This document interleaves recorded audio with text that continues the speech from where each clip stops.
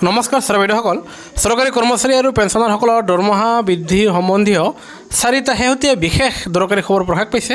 সেয়েহে আপোনালোকে ভিডিঅ'টো সম্পূৰ্ণ চাব। আনহাতে যিসকল ছাৰ বাইদেউ প্ৰথমবাৰৰ বাবে আমাৰ চেনেলটো চাই আছে, তেওঁলোকে চৰকাৰী কৰ্মচাৰী আৰু পেঞ্চনাৰসকলৰ সৈতে জড়িত প্ৰতিটো শেহতীয়া খবৰ তথ্য সহকাৰে পাবলৈ আমাৰ চেনেলটো ছাবস্ক্ৰাইব কৰি ল'ব। ছাৰ বাইদেউসকল, আপোনালোকৰ সময়ৰ প্ৰতি লক্ষ্য ৰাখি আমি প্ৰথম খবৰটো ক'বলৈ ওলাইছোঁ যে আপোনাৰ এয়া চাওক, ভাৰত পেঞ্চনভোগী সমাজৰ ফালৰ পৰা চৰকাৰক দাবী জনাইছে যে আপোনালোকে অৱসৰ গ্ৰহণ কৰাৰ ফলত আপোনালোকৰ পেঞ্চনৰ পৰা আপোনাৰ কম পৰিমাণে দিয়া হয় ছাৰ বাইদেউসকল, আপোনালোকে ঠিকেই শুনিছে। আপোনালোকে অৱসৰ গ্ৰহণ কৰাৰ প্ৰথম 7 বছৰলৈকে আপোনালোকে পেঞ্চন ঠিকেই লাভ কৰে আৰু তাৰপিছত আপোনালোকৰ পেঞ্চন কমাই দিয়া হয়। সেয়েহে ভাৰত পেঞ্চনভোগী সমাজে চৰকাৰক অনুৰোধ জনাইছে যাতে ফেমিলি পেঞ্চনাৰসকলৰ পেঞ্চন কম কৰা নহয়।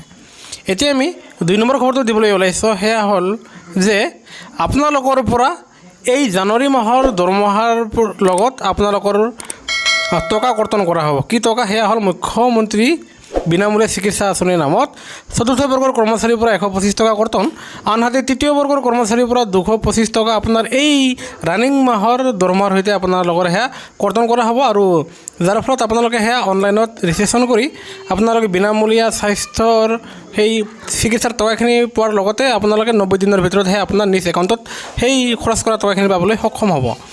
এতিয়া আমি আন এটা খবৰ দিবলৈ ওলাইছোঁ, সেয়া হ'ল যে মহিলা কৰ্মচাৰী এতিয়া নমিনীৰ নাম হিচাপে তেওঁৰ স্বামীৰ পৰিৱৰ্তে তেওঁৰ সন্তানৰ নাম দিব পাৰিব। কিয়নো দেখা যায় যে আপোনাৰ মহিলাসকল আপোনাৰ ঘৰুৱা হিংসা নাইবা যৌতুক প্ৰথাৰ হিংসাৰ বলি হয়। সেয়েহে এতিয়াৰ পৰা মহিলা কৰ্মচাৰীয়ে আপোনাৰ নমিনী হিচাপে স্বামীৰ পৰিৱৰ্তে নিজৰ ল'ৰা ছোৱালীৰ নাম দিব পাৰিব।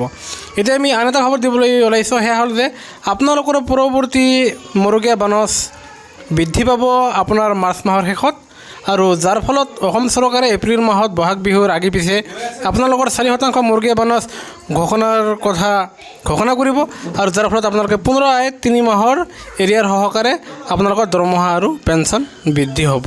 ছাৰ বাইদেউসকল, আপোনালোকে এই গুৰুত্বপূৰ্ণ খবৰকেইটা শুনি যদিহে নিশ্চয় কিবা এটা ভাল লাগিছে তেনেহ'লে লাইক, শ্বেয়াৰ আৰু ছাবস্ক্ৰাইব কৰিব নাপাহৰিব। ভিডিঅ'টো চাব ধন্যবাদ।